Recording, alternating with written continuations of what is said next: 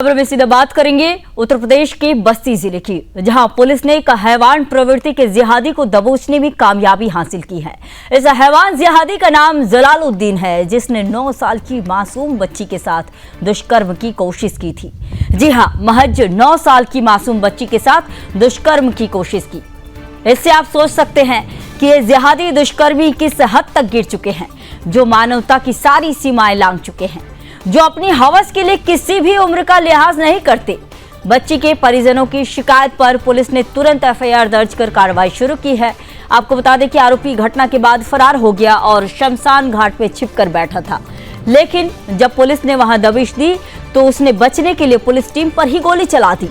Police ने भी जवाबी कार्रवाई की, जिसमें आरोपी के पैर में गोली लगी और वह घायल हो गया। दरअसल इस घटना ने एक बार फिर यह सोचने पर मजबूर कर दिया है कि किस तरह से समाज में कुछ लोग मासूमों की सुरक्षा के लिए गंभीर खतरा बन जाते हैं, जिनके द्वारा न सिर्फ बच्चियों को निशाना बनाया जाता है, बल्कि पकड़े जाने पर कानून और पुलिस को चुनौती देने की भी कोशिश की जाती है।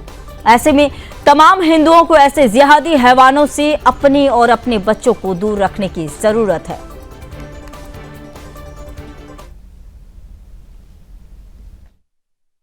थाना सोनार क्षेत्र के अंतर्गत डायल 112 पर एक सूचना प्राप्त हुई कि थाना क्षेत्र में रहने वाली एक 9 वर्षीय बालिका के साथ उसी के गांव के रहने वाले एक व्यक्ति द्वारा गलत कार्य करने का प्रयास किया गया है।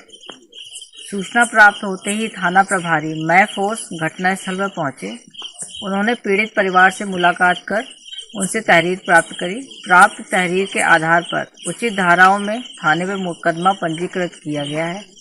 पंजीकृत मुकदमे में अभियुक्त की तलाश की गई और उसके संभावित स्थानों पर दबिश दी गई। इसी खबर पर और अधिक जानकारी के साथ मेरे सहयोगी जितेंद्र श्रीवास्तव जुड़ चुके हैं। जितेंद्र, बताइए कि ये जो जिहादी ने, यानी कि जिहादी जलालुद्दीन ने जो 9 साल की मासूम के साथ दुष्कर्म किया, आखिर ये घटना उसने कब अंजाम दी और इस पर अभी तक क्या अपडेट है? पुलिस के द्वारा क्या कुछ जो है कार्रवाई की गई है? बिल्कुल, मैं आपको बताना चाहूंगा कि ये जिस तरीके से जिहादी द्वारा जो जलालुद्दीन जो है कल लड़की को छेड़ता है और छेड़ने के बाद में जैसे इसकी जानकारी परिजनों को होती है, परिजन तत्काल 112 को पुलिस को सूचना देते हैं।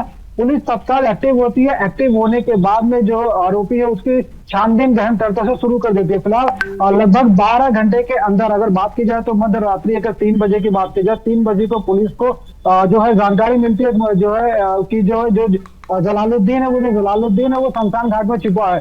पुलिस तत्काल वहां पे पहुंचती है। वहां पहुंचने पर पहले उससे कहते हैं कि वो सरेंडर कर दे, लेकिन कहीं ना कहीं जलालुद्दीन सरेंडर ना करने के बाद पुलिस के ऊपर फायर करता है, जिससे पुलिस के जवान को भी गोली लगने से वो बच जाता है। लेकिन पुलिस जवाबी कार्रवाई करती है। जवाबी कार्रवाई करने में जो उसके पैर में गोली लगती है उसको गिरफ्तार कर लिया जाएगा।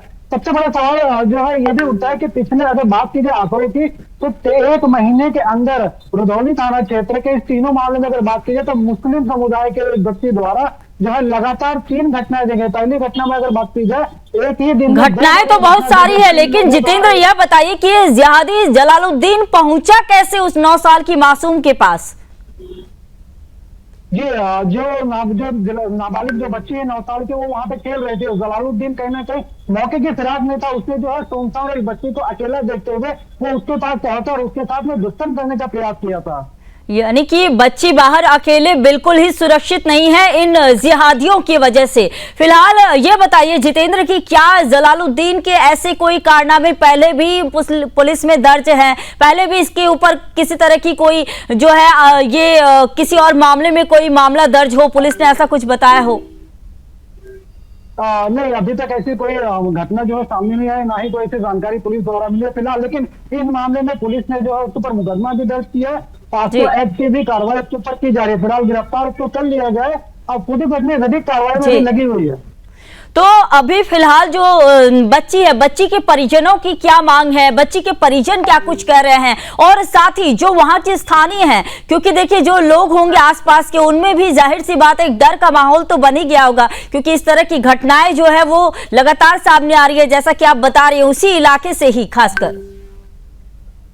बिल्कुल संगीता, जैसे कि बताया गया कि 3 बार 1 महीने के अंदर 3 घटना ये घटी है, तो कहीं ना कहीं हिंदू संगठन कहीं ना कहीं इसको नाराजगी देखते हुए उन्होंने विरोध भी, जब साफ तौर पर देखा गया कि पिछले में भी अभी जो है 1 हफ्ते के पहले में भी वहां से 2 पुलिस कर्मियों को लाइन हाजिर भी कर दिया गया। तो सवालिया जी। निशान ये भी खड़ा होता है क्या इससे पहले ये घटना हो रही थी तो पुलिस एक्टिव जी। क्यों नहीं थी?